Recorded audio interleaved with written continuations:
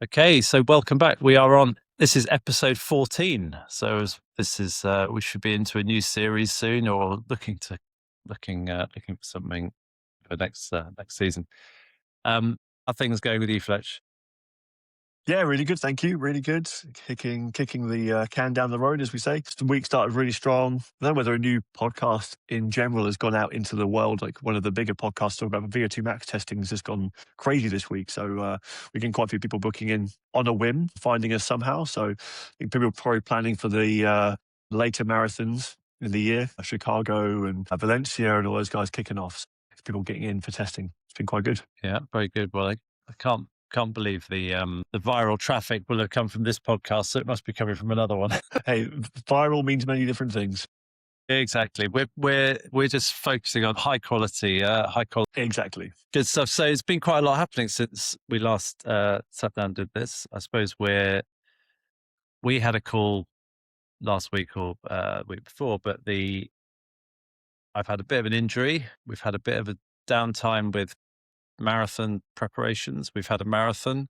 We've had the recovery from a marathon, and now we're back to it. So we've got a lot of things to go through. Definitely. A few undulations in the road there. Yeah. So I think last time we were thinking it was back off the back of skiing, and my back flared up a bit. The driving, I think, why I thought I'd get away with it, I don't know, but I didn't. And all the driving kind of flared my back up a bit, and so I had a sort of basically a week of doing very little, and then it was into the marathon kind of week, which meant sort of delay or reduced effort. Whoa. Don't start blaming the driving for the fact you fell on your ass. I did fall on my ass as well. Yeah, it was a double whammy. It was like bruised backside plus my back plus driving, leading to lots of oh dear. Anyway, so yeah, that sort of slowed me down, I think it'd be fair to say. And then we entered the marathon week, so we had a sort of a lighter week. Then we did marathon, and then we've had a week of what's the word? Recovery. That's the one. So when I look back, I've had three weeks of sort of quite sort of disconnected or not very kind of consistent training. And I think that as you've picked up in my WhatsApps and stuff, it doesn't sit very well with me. Many little moments of who's that talking to me? What's that word? Shut up, leave me alone. Yeah. So that's where we got to. So anyway, we did the marathon, Stratford Marathon.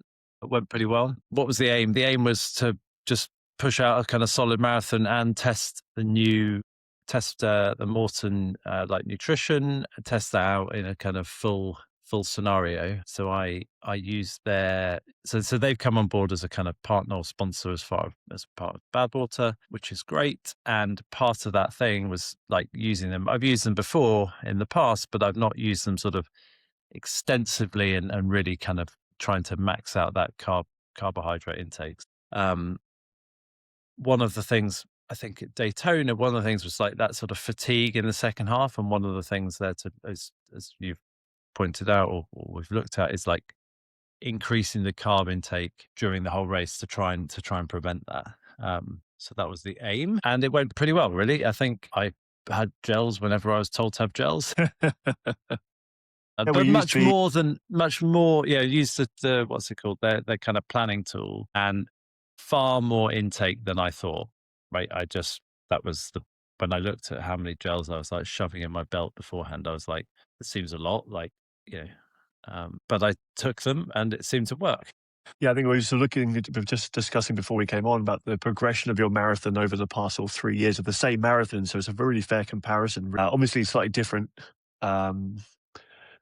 strategy going into each marathon. Past two have been kind of like, let's treat this marathon as a marathon and kind of go there with a little bit of a semi-taper, go in, give it our all and see what we're capable of. And the first one you did was part of a training block that you kind of pre-fatiguing yourselves. But yeah, going through and systematically chipping away your time down to a 3:23 now is like incredible, really. And when we look back at the data, we can, from this most recent marathon, where we're kind of pulling in a lot of your like second by second, we can really see that fatigue is right towards the end of the marathon now, in comparison to some of your other sessions where previously in the year, it was like 30Ks was kind of starting to show fatigue at like the 24K mark and the 25K mark. Now it's happening about 5K. So part of that's also going to be the mileage you've been doing recently, the strength training you've been doing, but also a big factor is the fueling. Yeah, and it felt, I was conscious to kind of keep steady in the first half, right? I was sort of thinking I want to execute like a good race. I wasn't particularly trying to think about a time as such. It was more like what's my average? Well, it's the same thing, right? But it's my kind of average pace to hold, so I'm more consistent rather than like a sort of max effort feeling. And yeah, and went through it. It was a sort of nice day. I mean, people were claiming it was a hot day. I think my mindset positioning for what hot is is maybe slightly different. So I just thought it was quite a nice day. And then and then like the last 5K, I had one bit around 30 something K where I was like, I was sort of due to have a gel, due to have a kind of Morton, their sort of hydrogel stuff. And I was like, I just feel like I've had quite a lot, and I just delayed by like a kilometer. Uh, but apart from that, I did the whole sort of routine, which was on it, whatever. They were roughly every 4K, 4 and a bit K, which felt much a much shorter gap than I probably would have done if I'd just gone out having a gel. And also was starting right at the beginning. It was like before the start and of the first 4K, not 10K in, so it was quite soon. But yeah, the last 5K, I was like dropping every kilometer, feeling good, and crossed the line thinking that was great. I wasn't like think, oh my word, that's my life, that's the end of me. And so it was really positive, a good tick in the box. Great. I think some people probably underestimate how much the fueling can be much more frequent and earlier than they are either told or expect. The carbs are an incredibly efficient fuel source. We can break them down really quickly. They release a lot of energy very quickly, and our body just prefers them. Offsetting that fatigue is a big part of taking those exogenous carbohydrates. So the quicker we're offsetting fatigue, the quicker we're not using our glycogen, the quicker we can have that, the more we have for later on in the race. So you can't spare it completely because you're always going to be using a little bit of glycogen alongside the exogenous carbohydrates you're pulling in. But you're letting the tap run a little bit less powerfully. So you're constantly feeding the fire. And I think this is where probably quite a few people will undo their own race strategy a little bit, is by delaying that carbohydrate intake. Those first 10 kilometers, you're pretty much 20% for depleting yourself of your glycogen stores. And then you're then putting the carbohydrates into the system. When you then come to the end of the race, you're 20% down on what you should be really having to save yourself for the finish line. So when you do pick the pace up and you do then require more carbohydrates, the brain's already going to be like, well, we're a bit depleted here. What's going to be Yeah. filling that void? Because you can't actually fully replenish what you are burning, because otherwise you'd be like, was it more to like 25 grams of carbohydrates per gel? Yeah, there's a sort of bigger gel. There's 100 it's called 160. I guess it's 160 mil maybe. Yeah, And it's then there's a 40 grams of carbs in that one. caffeinated, a smaller caffeinated one. Yeah, so if you're taking 25 grams every 20 minutes, which is basically what you were kind of building up towards, just under 60 grams of carbohydrates there, really. What was it, 2, 4, 6, 75 grams of carbs. So we know that from your testing, we're probably going to be burning about 6 grams of carbs per minute. You can't replenish that. Otherwise, you'd be just like constantly on a Yeah, drip of yeah. carbohydrates the entire time. Exactly. So whatever you're ingesting is just kind of the tip of the iceberg, really, but it's keeping your reserves in place for as long as possible. So yeah, we're seeing like research now putting people through 120 grams of carbohydrates per hour. Well, we've spoken to Rini before on some of the panel talks, and she's not convinced that there's much more benefit above 90 grams, but there is some evidence suggesting that people feel benefits and perform better at those levels. So that's a lot of carbohydrates very frequently. Yeah, yeah. So when you're packing your shorts, you're going to be like pockets out here. Yeah. Well, that's what I thought at the start. And I had I had some tailwind with me as well. So I took, but it meant, I suppose what it meant was I was less conscious of at the aid stations grabbing a water. I was less kind of worried about, I was happy to just like have the water, so because when you're in a race like that, your structure is determined by where an aid station is, unless you're carrying your own fuel. So I was carrying my own fuel, so it didn't matter if the aid station came wherever. I could stick to my routine and stuff. So, anyways, it was good. It was interesting to try, and I think I probably had seen it in some of those longer runs we've been doing. Those kind of descending interval sessions to sort of 30, 25, 30K with like descending splits, I can, I've seen in those where I haven't been fueling, where I just can't hit the last one. You feel absolutely fine. Oh, relatively fine. You feel fine and it hits you on the last one. You just can't get there. And that's sort of, so I guess in that process, a little bit of knowledge has fed into here. And I've, started to see that impact more directly. Cause I think it's not like, I mean, people sort of talk about hitting a wall. It's not, it doesn't really feel like that. It's a different, I don't know, it's a sort of different experience, but it's certainly, well, it certainly seemed to make a difference in Stratford. But For it'd be sure. interesting to see. I guess now, as we were talking just before we started this, the Morton delivery arrived, and it'll be interesting to see how heat affects that as well. Like, can I consume that when it's 50 degrees? Like, because you don't feel very hungry when it's that hot. You don't feel very hungry when it's that hot and you're running. Yeah, yeah. That's we're going to like force feed you, like sort of like waterboard you with Morton gels. Yeah, no, yeah, exactly. Well, you jest, but that might be needed. I think this is where it's going to be really good to have their support. 'Cause also, we're going to speak to their nutritionist as well and get their take on it and factor in like we are going to be at 50-degree heat. Is there a protocol that is going to be specific to that we can build into the race strategy and also into the training as well to be like, okay, we're only going to probably be able to take 1 to 2 gels per hour. Is it worth going up to the bigger 40-gram gels and just sort of sipping on that more regularly so we can get 80 grams in that way per hour rather than having more of the smaller ones that effectively just maybe the palate fatigue is a big thing, right? So how do we get that across the line? Yeah. Yeah. No, it's going to be, yeah. I mean, that's for me in the next, I guess now we've got, where are we, May, got sort of 2 full months and a change. So it's like finding blocks of time to test that stuff out, certainly push the limit of like normal temperature stuff and what I feel like, what sort of frequency I can deal with. And what, like I said, it was absolutely fine in Stratford and I was running hard or, relatively hard. So that's good. I wasn't reacting against it. Whereas I did before I think I tested them pre Novacoli a bit and I was like, oh, it was just sort of not as easy to consume when I was running harder. And obviously I've got sort of more used to it. So it's like, training that as well as just training my legs and stuff. Yeah, most definitely. I think that's also the benefit of the Morton gels is the actual carbohydrates are kind of locked in that jelly, that hydrogel, and the rest of it is kind of much more fluidy, so it's easier to get down than it is some other more like tacky, it was Yeah, like yeah. syrupy, chocolatey, or whatever.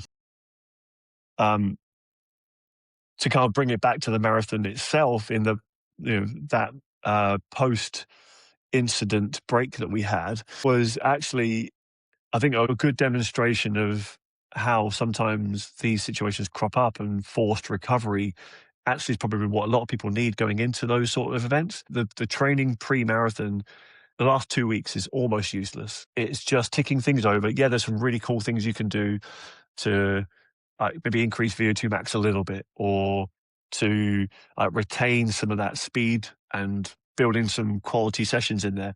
But I would say that there's a lot more risks associated with the last 2 weeks than there is benefit. So actually, by doing nothing, we got a PB.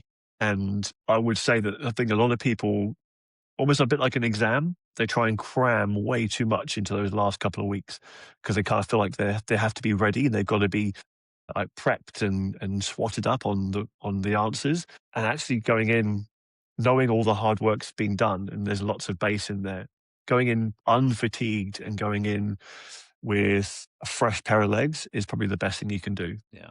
No, and I think, I mean, that's, it's worked for the marathon. I think then then my next challenge came when you were prescribing all these days off, and I was like, I want to, I want to go again. I'm ready. I've had all this time. I've had all this time. So yeah, so last week was, and then I'd been on a run because I thought I should have been on one, and then you were like, "Hang on a minute," just spotted you being out. So The WhatsApps didn't line up with what actually happened on your Strava because you're like, I have been resting for ages. I need to be running. I looked at the thing like, hang on, you ran this morning. well, it's all sort of relative. Well, I suppose the point was, the point was, I had felt post that marathon, I hadn't felt like I depleted myself. You know, like I'd run hard and I'd run a PB, and they're all like ticks of thinking that must therefore be difficult. But actually, I walked away finished that afternoon, and I can't remember what we had on, but whatever. And the next couple of days I had off, but I felt like I recovered very, very quickly. So, which is good, right? It's a positive thing, but it meant I was also champing at the bit, waiting. When's my next session? What is it? What intervals am I doing?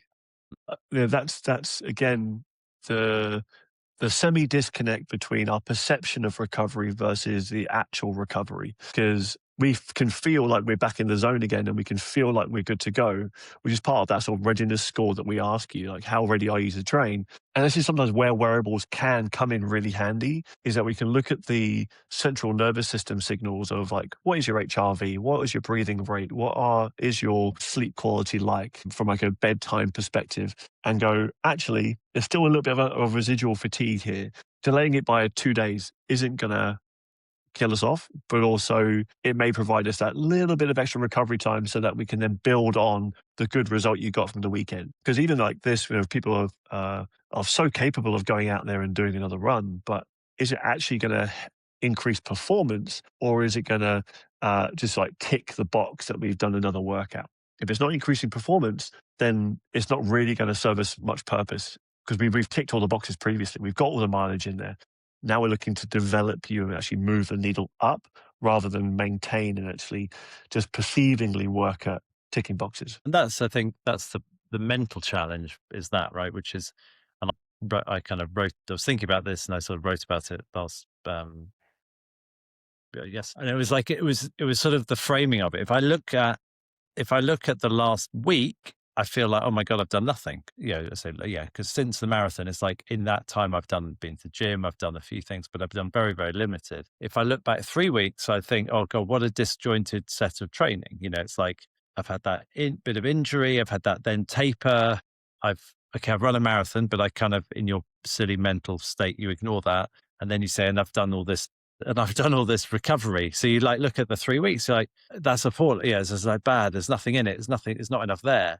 But then you zoom out again and you say, well, if I look at the last 3 months, okay, actually, I've got this huge amount of volume in this real consistent period, and then a PB and a marathon. Suddenly the 3 months looks really good, which is obviously more important than the 3 weeks, and certainly more important than the 3 days. And that's the point. But when your mindset, or one of the, we've talked about this a lot, but one of the key things in endurance training is consistency. Consistency is like above all else. Unless you zoom out when something like this has sort of happened, you think you've broken the consistency, because you look at the last 3 weeks and say those 3 weeks weren't good. 3 months, 6 months, 9 months, that consistency picture looks completely different, and looks really strong. And that's the kind of, in that mental sort of challenge, like, I suppose that is where the mental challenge lies, is what time frame you're looking at. If you're looking at 3 days, well, A, it's irrelevant because it's only 3 days, but B, it's going to paint a very different picture than if you zoom out and say, well, what's actually happened? Yeah, and consistency only works if there is adequate recovery. And I think that's a lot of times what is the missing picture of consistency. People think it's more about discipline and motivation, being like, it's like it happens no matter what. And that's consistency. Consistency for me is more around, you are consistently looking to increase the body's adaptation strategies. So actually taking that day off and going for a run the following day, what we've discussed before, is consistently working at increasing your performance, because you're listening to your body. Whereas it could be like, I'm doing intervals every single day. That's still consistent, still working on that piece, but it's not actually serving any performance metrics. You're going to get more fatigued, more potentially injured, and then you're going to be jumping off the bandwagon. So consistency on a micro scale is listening to your body, adapting, changing, facilitating performance, because on a macro scale, you can do more work. Whereas on a micro scale, people are being consistent, like I'm going to run every single day and get it, like nail it. On a macro scale, they're in the physio room Yeah.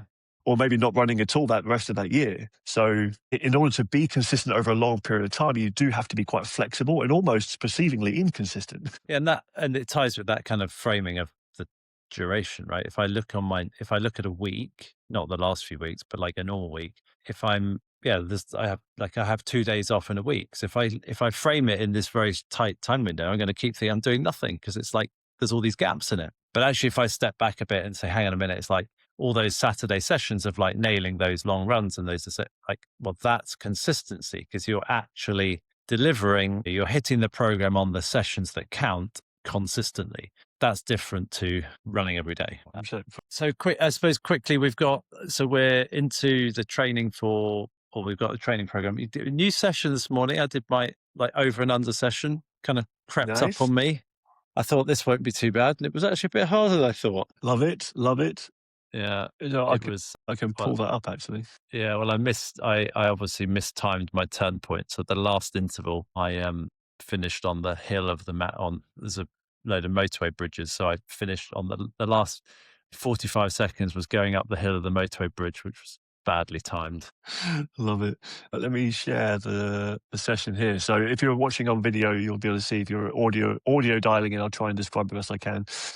If we switch it to times, this was like the over-unders. The idea of an over-under is that we're not working at a high intensity at the top end, but we're probably just above what's called critical power or critical pace, which means that if we hold it there, heart rate and oxygen kinetics and lactate production increases exponentially, even if speed doesn't. So we're above that point where it stabilizes, and now it's going up whether we like it or not. So when we hold that over, for half a kilometer or so, we're inducing that rise, even if speed is just above our comfort zone. So we can see here the creep in heart rate slowly going up as we go in that in that rep. So we're going to draw a line underneath here, say that first one. If that second rep there counts as baseline, so we didn't quite hit the zone, every single rep from there on out actually was in that zone. And the 400 odd meters that we were doing under pace was to maintain as much of that intensity, heart rate wise and oxygen wise, so that we didn't have to build up quite so much in the second rep. So actually, it's a kind of a nice way of keeping us in the zone whilst also perceptibly recovering. So actual total intensity can drop down, so we don't have to run quite as hard. So kind of in line with what we were wanting to do after the marathon. Slowly introduce intensity without having to go too fast, because this is kind of our first introduction to interval training again since the lower back.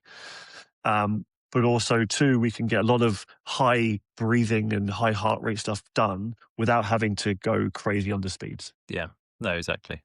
And there's my hill. You just put your mouse over the little, there it is. Heart rate going up, pace dropping. There it is. There it is. But if we overlay power, if we put power on top, we see power spikes. There we go. I knew it felt powerful. Yeah, and then that massive drop in power at 35 is because there were two oil tankers came past me, so I had to pull over. The data says it so. Yeah, exactly. But no, it's good. It was a good session. Gym and then gym later. That's it. So when you do your gym later, you'll be able to let us know what your weights were and so on as well. Yeah, and then this weekend you've treated me with my 30K. Your favorite progression run. My favorite exactly. Session. Yeah. So yeah, it as we've labeled beforehand, nice, easy, negative split.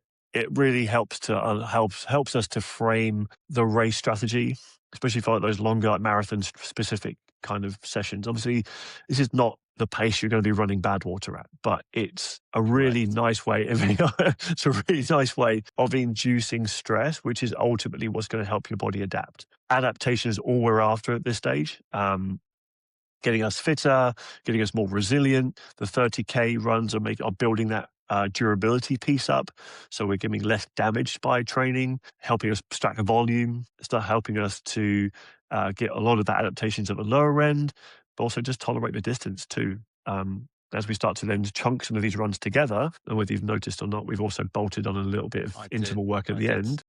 I did see that. So at the end of that 30K now, we've also got a bit of speed to work on. I've put RP8 because I don't want to suggest a particular speed. I want you to kind of reframe that for yourself.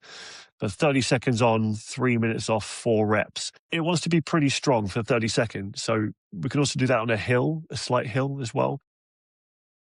Thanks. That that's to pull speed down but maintain intensity. So we don't have to go run quite as fast, but we can still get the 8 out of 10 without having to push the pace up too high.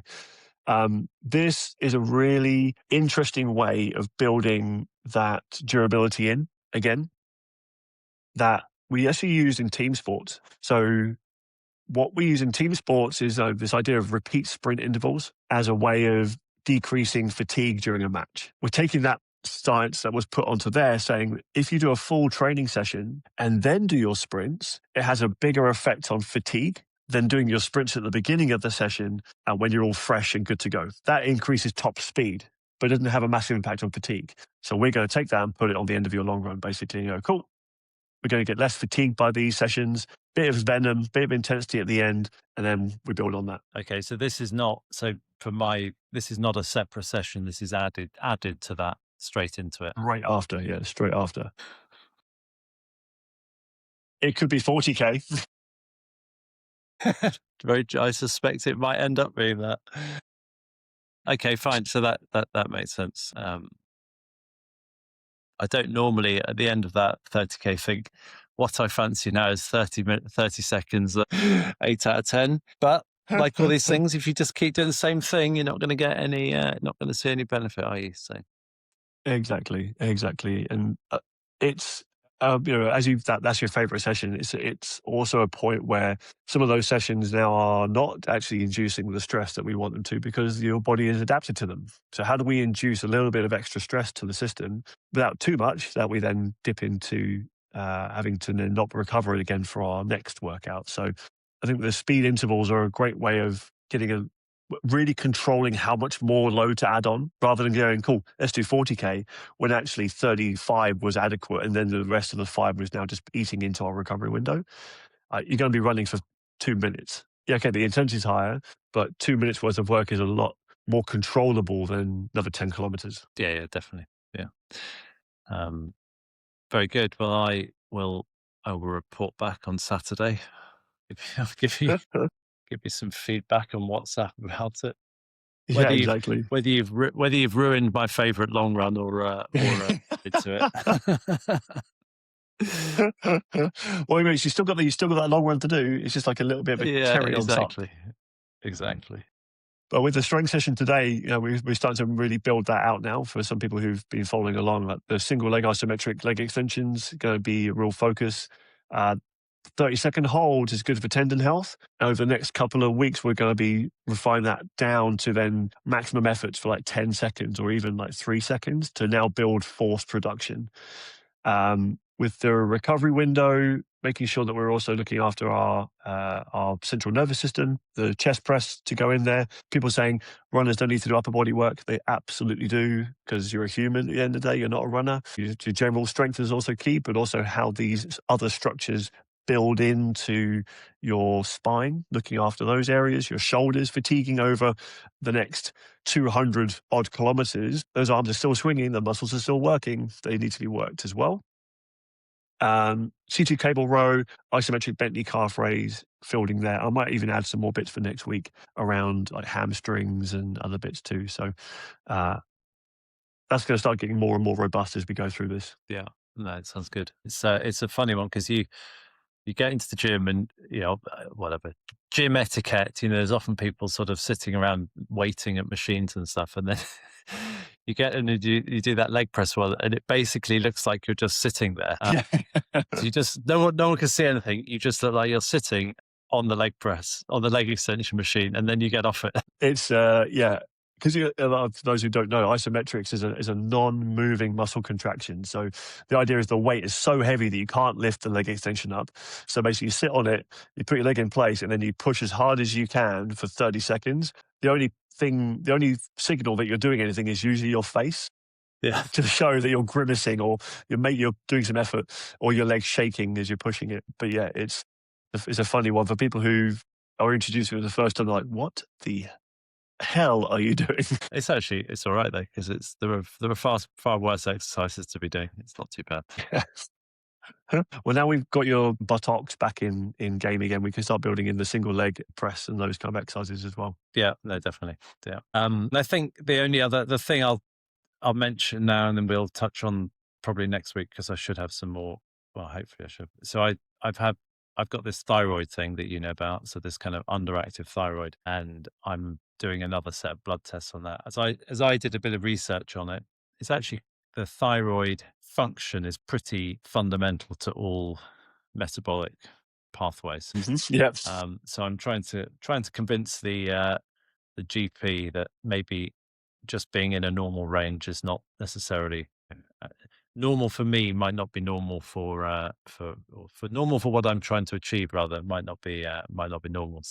Trying to check those levels and make sure I'm on the right thyroxine dose, because it seems to be yeah, basically every energy pathway seems to be affected by that hormone.